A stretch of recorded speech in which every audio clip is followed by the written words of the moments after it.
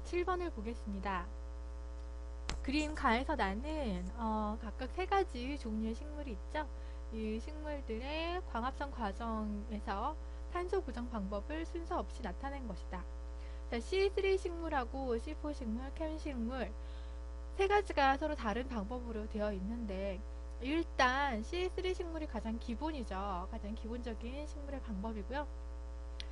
이 어떻게 이루어지게 되나요? 엽육세포에서 명반응과 암반응이 같이 일어나면서 켈빈 회로가 엽육세포에서 바로 루비스코에 의해서 탄소를 고정을 하면서 이제 당을 만들게 되는 거죠.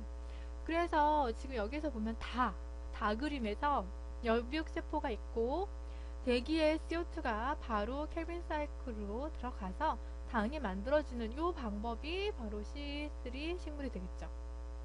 그 다음에 여기서 보면 엽육세포와 유관속초세포 이렇게 나뉘어져 있는 거죠. 장소가 분리되어서 나타나는 게 바로 C4 식물의 특징이 되겠습니다. 왜 장소가 나뉘어져 있죠? 루비스코라고 하는 엔자임에 의해서 탄소를 고정을 하게 되는데 CO2와 그다음에 O2를 구분을 확실하게 하지 못하게 되죠.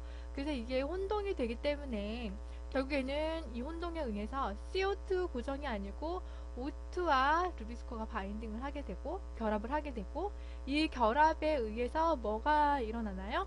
광호흡이 일어나게 되죠. 이 광호흡이 일어나면서 어떻게 됩니까? 원래 새로운 당을 만들어야 되는데 새로운 당을 만들지 못하고 결국에는 광합성 과정에서 새로운 CO2를 만들게 되죠. 그죠?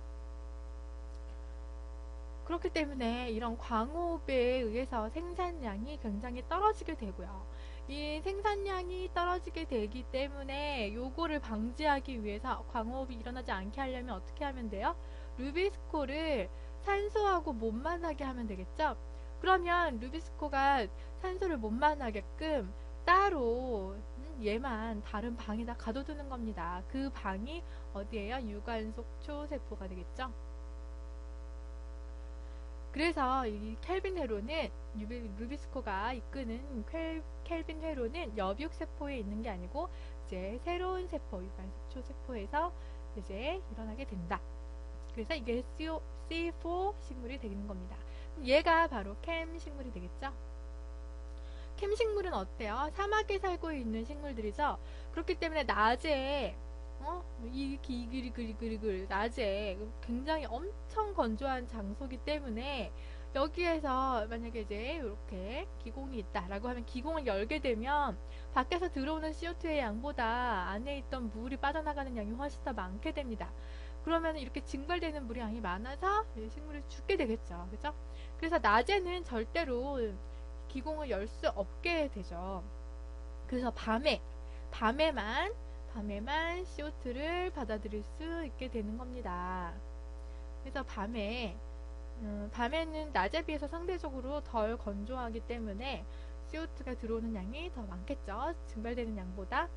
그렇기 때문에 여기 밤에는 대기에서 CO2가 들어와서 유기산을 만들고, 이제 밤 동안에 저장해둔 유기산을 다음날 낮에 엽육세포에서 켈빈회로에서 이용을 하게 된다라고 하는 거죠. 그러니까 이건 장소가 분리되는 거고요. 이거는 시간만 분리되는 거죠. 자, 옳은 것만을 보기 위해서 고른 것은 가와 나에서 최초로 탄소를 고정하는 효소는, 자, 가와 나에서 지금 어떻게 돼요? 대기에서 들어왔을 때 유기산이 만들어지죠? 이 유기산을 만들기 직전에 이 CO2를 받아들이는 이 물질이 뭐예요? PEP죠? 그죠? PEP. 탄소 3개짜리 물질이죠. 그래서 PEP에 새로운 탄소를 고정을 하는 거기 때문에 탄소를 고정하는 효소는 카복실화 효소라고 부르죠. 그래서 PEP에 탄소를 고정하는 효소, PEP 카르복실화 효소이다. 맞습니다. 니은에서 고온 건조한 조건에서 광호흡량은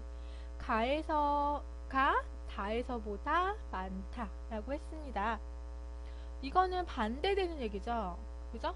고온 건조하게 되면 이 고온 건조한 날씨는 기공이 열릴까요? 닫힐까요? 당연히 닫히죠. 그죠? 물이 나가는 양이 많아지게 되기 때문에 나가는 물을 막기 위해서 기공이 닫히게 됩니다. 그러면 밖에서 들어오는 CO2의 양도 적어지게 되죠.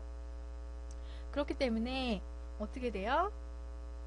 O2의 양하고 그 다음에 CO2의 양을 비교해보면 이쪽이 더 많아지겠죠? 밖에서 들어오는 CO2가 적어지기 때문에.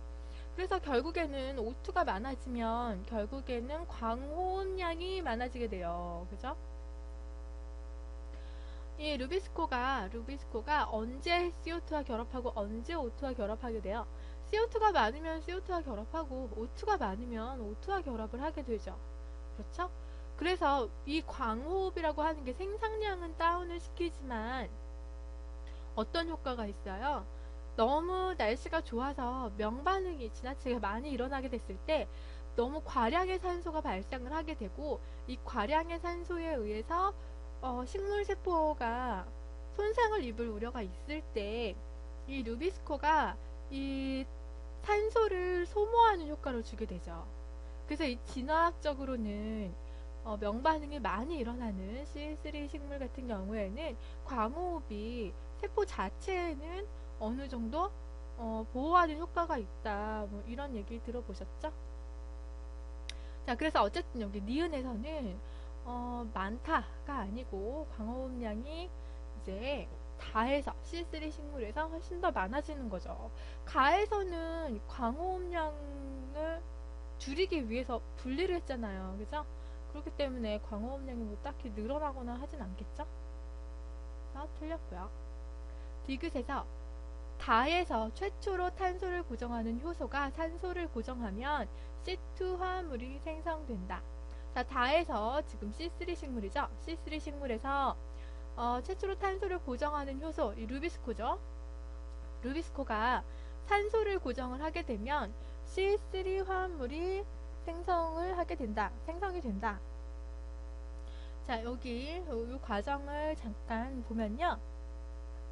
이 산소를 고정을 하잖아요. 고정을 하게 되면 이 생산물이 분해가 됩니다. 그래서 생산물이 분해가 되면서 요 생산물 분해가 되면서 이 생산물 분해에 의해서 C2 탄소 2개짜리 물질이 엽록소에서 배출이 되죠. 엽록체에서 배출이 되죠. 죄송합니다.